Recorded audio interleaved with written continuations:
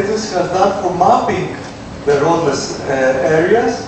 And then I will pass it to Google to have the presentation of the Google Maps on the global roadless areas. And then the floor will be given to Mr. Chris Vanderbeek. And so we'll move on with the series of speakers. So, Jacqueline, the floor is yours. Thank you very much, Kriton. And I think that pretty much everybody in the room would have chosen on the other side of the picture, so I think my job is pretty easy. But I just have to say two things. First of all, no roads to a green economy. Oh, actually, sorry, I missed the end. But anyway, it's not such a great thing when we think we're trying to build a green economy. So I'm going to try and prove there are roads to a green economy, but there may be without roads. Okay, so we will work on that basis. For those of you who don't know, the agency is a European institution. We actually do have more than the EU 27 countries. We also have Turkey, Switzerland, and our sort of colleagues up to the north, Norway, Iceland, Liechtenstein, of course, but also Greenland. I'm going to talk a little bit about Greenland, because if ever there was a roadless island in the world, it is Greenland. But let me just get started. I wanted to say why Kriton's, I think, very, very strong and rather creative message is so important. It is because when we talk about the green economy, for us in the agency, and I think more and more in Europe, it's about making sure that we have resilience. So it's not just any old environment, it's actually ecosystems which have resilience. What he was talking about is that roads fragment, roads actually destroy resilience, even though you may have the same hectareage with trees. The mere fact that you have something cutting through it can actually break the natural chain of processes. And so, talking about using resources efficiently, yes, we do have services and ecosystems, but genuinely, it's about maintaining the natural systems that will sustain us. And I think that's the paradox. On the one hand, roads bring economic development quickly, but as Kriton has said, there's a downside. Now, one of the things that the agency will concentrate on is the fact that if you want to measure your capitals, what's in the bank, what's out in nature, the wealth of the nation, including the people, you really do have to think of more than one capital. You have to think about the 5 capitals. And measuring that comes in many different packages.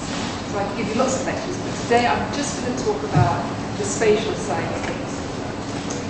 We also in Europe have a big push on something called SITES, the Shared Environmental Information System.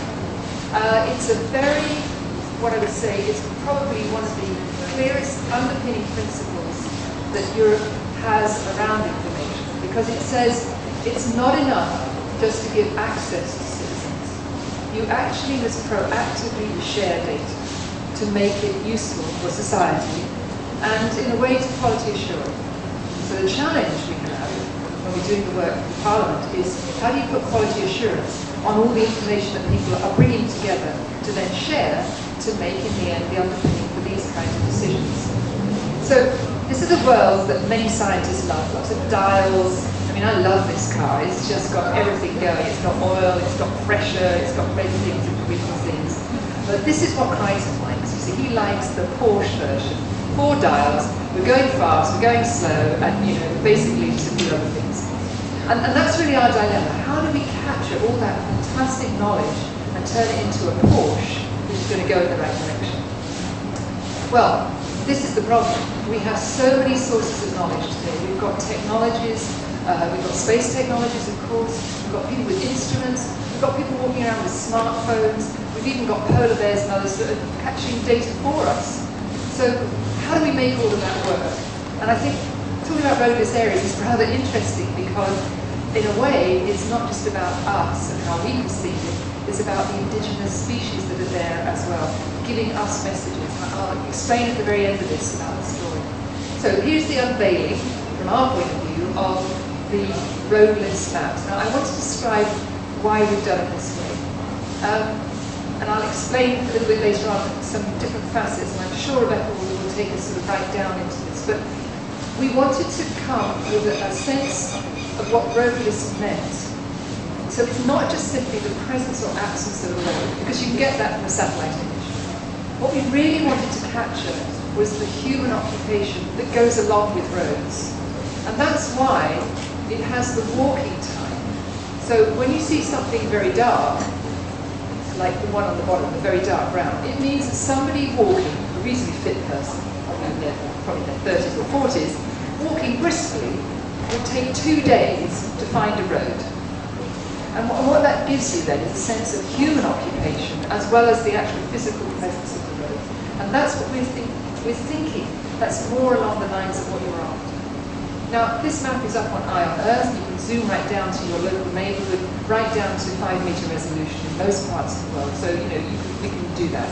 Just to show a little bit more closely, I think maybe Rebecca will go down in more detail, but you get the kind of message here. There's an awful lot of people living awfully close to each other, but thank goodness we still have a lot of places which are, quote, roadless in the context of this. What this also tells you, though, are the areas that need more attention, where we need to put our efforts to keep them, not necessarily just to preserve them forever, but to understand that every time you put the tarmac down or any transportation network, it will have a much bigger catalytic effect over a larger spatial area. So the way we're working now, and I'll explain why we've done this, is we want two-way communications, but we really want quality assurance as well. So we created a global public service, Eye on Earth, through a network of partners, many other people coming in using all their non-proprietary, proprietary software and so on. And that's really been the point, is how did we get all of this kind of working together? And it took quite some time, because even in Europe we have a huge variety of different people doing things on different platforms and systems and so on. But we needed them all to talk to each other, so that in the end we could share, and besides, we could share information and make decisions both at a local level, at a European scale, and then also at a global scale. And of course we work on applications and web app services and so on and so forth. And all those funky little file types, which I love, KML, CSV. You really go to meetings and that's all they say. That's it, go to CSV. Other teams. But what's much more important is who's doing it. And so with UNEP and with other organizations in the UN and then within Europe, and pretty much as far and as wide as we could go, we've been encouraging people to come into the kind of Eye on Earth family and say, all right, you can share at any level you want. Okay, Rebecca and I could just share our data and not tell anyone about it, but maybe tomorrow we can share it with the Parliament. So we really try to bring people, particularly from our colleagues in the East, from Russia and elsewhere, not so keen at sharing all the time, but now they are, and gradually getting more confidence that they could put it out into the public domain and go the next step. And I think that's really what we're discovering, is that trust and sharing in the end gives us quality assurance, and that's fundamentally what we want. So the way this works is that some organizations, ourselves for example, together with UNET, through UNET Live and so on, we take responsibility for the base maps. We take responsibility that they will work, that they fit together, and that when satellite data or meteorological data come in, the points land in the right place, the houses are in the right place, the mapping agencies are doing the right thing, the geology is in the right place. But then we literally open it up for operational layers to come in, for citizens to come in, for groups studying birds or whatever. And this is an example. So who would have thought 2 years ago that working with the Russian Federation, they would make public their entire cadastre. Every street, every house, everything, who owns it. And just to give you a sense of the transparency, I love the fact that this yellow building here is actually the EU delegation building, and the number in blue, which is a very big number, is how much tax we pay in Moscow. That's kind of interesting. But this just tells you the enthusiasm with which now a lot of countries are working to bring their spatial data infrastructures together.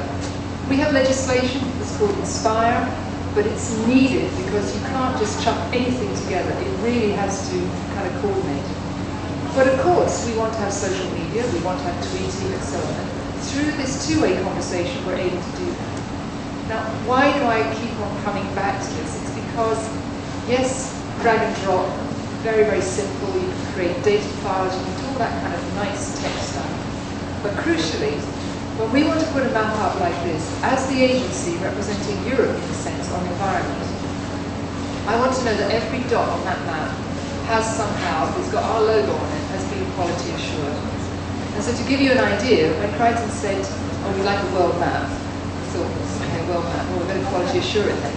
So through networks of people, against quality assured satellite data and the geodesy, you then get people telling us how far it is to walk, the 2-day walk, the 1-day walk, the 2-hour walk. So you end up with a quality assured map with hundreds of people participating to actually tell us whether this is what it looks like. But what that means is that a lot of people are now paying attention to roads. They're paying attention to actually what's going on around them. And they're asking, well, what does it mean for the ecosystems? Why do we care about this? So this looks like a wonderful sort of satellite lighting up image.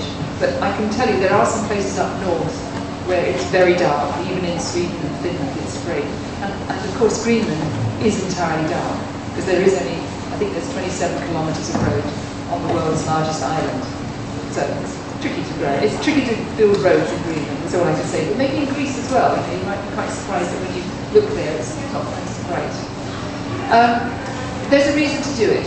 People are actually living in the landscape. They're living on that ecosystem resilience. They're making sure they have a future. And here are our slummy herders who tell us about what's happening with climate change. They tell us about the ice roads that are dissolving away long before they used to in the past.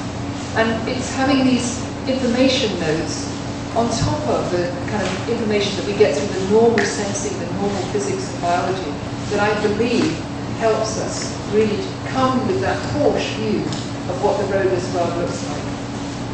Let me finish then with this wonderful person. His name is Tabarak. He lives in the forests in Borneo, and about 12 years ago, when he first started talking to a very famous photographer, Matthias Klum, he said that he could walk for a day and he could capture all the food that he needed for his family. He's a nomadic Triton.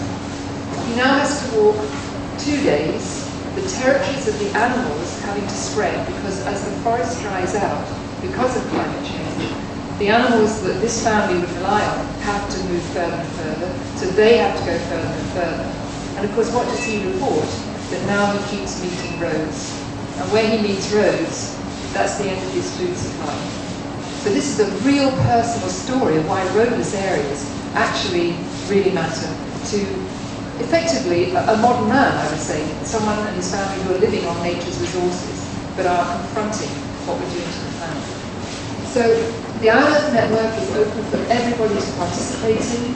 Google, support us. But it's about this systematic framework that it's not just putting any old information in any old place.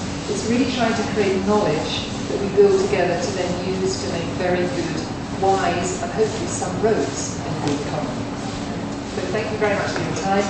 And I really would encourage you, if you want to see that map, it's up on Iron Earth, the roadless areas, and go and investigate it and see whether you reckon that the person who did it actually said the same story as you. Thank you.